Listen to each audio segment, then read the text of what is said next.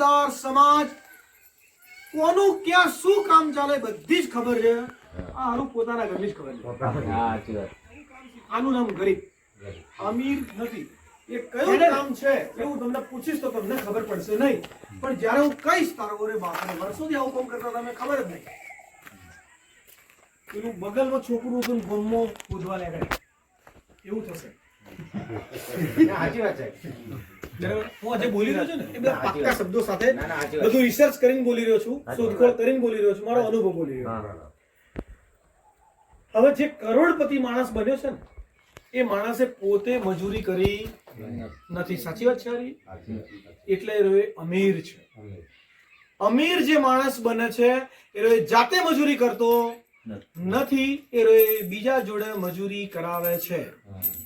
એ 100-200 લોકોને મજૂરી કરાવે એટલે દિવસના 10 કલાક એક મજૂર કામ કરે. દિવસના 10 કલાક એક મજૂર કામ કરે.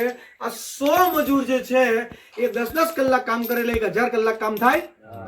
આ 1000 કલાક કોના માટે કામ થયું? પેલા માલિક માટે 1000 કલાક કામ થયું.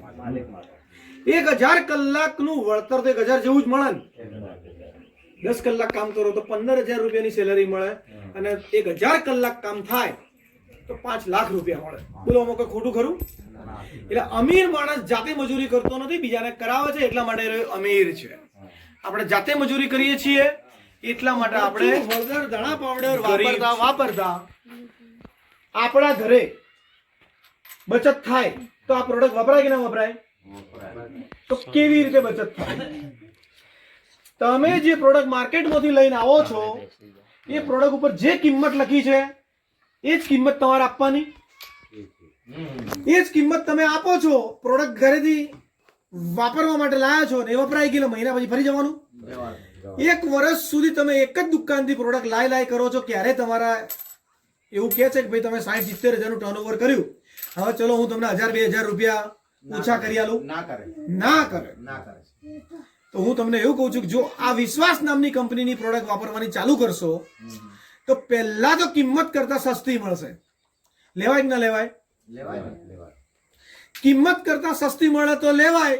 સાથે સાથે એક કામ આપણે મફતનું કરીએ છીએ, એ કામ તમારે અહીંયા જાણી જોઈન કરવાનું. કયું કામ મફતનું કરીએ છીએ? માર્કેટમાંથી તમે મોબાઈલ લાયા, માર્કેટમાંથી કપડા લાયા, માર્કેટ દુકાને લઈ જાઓ. એ કે ચલો મારી સાથે, તો તમારું કામ બધું મૂકી દેવાનું. તમારું કામ બધું મૂકી દેવાનું.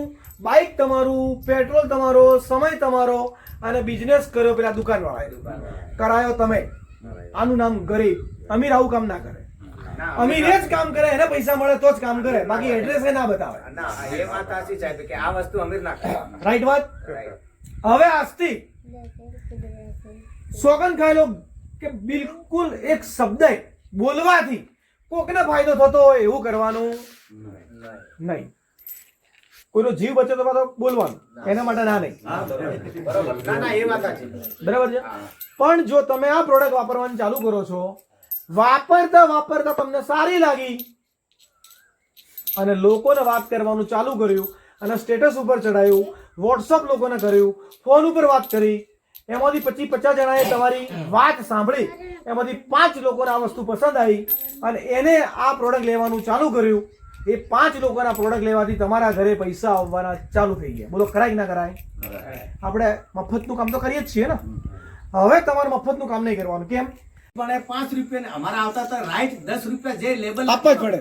એટલે પછી અમે તો એને જોઈને આલી દીધી. આ ખરેખર લેબલ આટલો એટલે આપણે આલી દેવા પડે. આમ તો આલી દીધી સાહેબ વાત. પણ હવે હું તમને એવું જ કહેવા જઈ રહ્યો છું કે હું સસ્તું કેમ આપીશ એ તો સમજાઈ રહ્યો તમને. ફેક્ટરી ઉપર માલ અમે બનાવીએ છીએ બરાબર. એટલે વચ્ચેના બધા નીકળી ગયા. અમે સીધા તમને આલીએ એટલે તમે કસ્ટમર નહીં. તો વચ્ચેના 5 રૂપિયા બચે કે ના બચે? તો એ 5 રૂપિયા બચત કરીને તમને પાછા આલીએ. ઈ જો 5 રૂપિયા બચત કરીને ડાયરેક્ટ અમારા સુધી પહોંચતી હોય તો અમે રાજી. બસ લો સરસ. હવે સમજ મળી ભાઈ. ગુડ. આ તમે 5 રૂપિયા જે આગળ કાપીને આલ્યા ને હા, એના માટે એ અફસોસ. જો ઈ જો તમે કાપીને અમને ડાયરેક્ટ આપતા હોય બસ તો એવું જ કરવાનું છે. બસ. બહુ સરસ વાત કરી. સરસ સાહેબ. એમાં ઓકે. બહુ સરસ વાત. તો આ કામ કરી શકાય? કરાય ને. પ્રોડક્ટ વાપરી શકાય? હા કરાય. બસ તો ચલો મારી વાત અહીંયા પૂરી થઈ ગઈ ને ગળો ઉતરી ગયું. બહુ સારું. બસ, આ જ વાત અમારે ઓકે. ગુડ ગુડ બરાબર ઓકે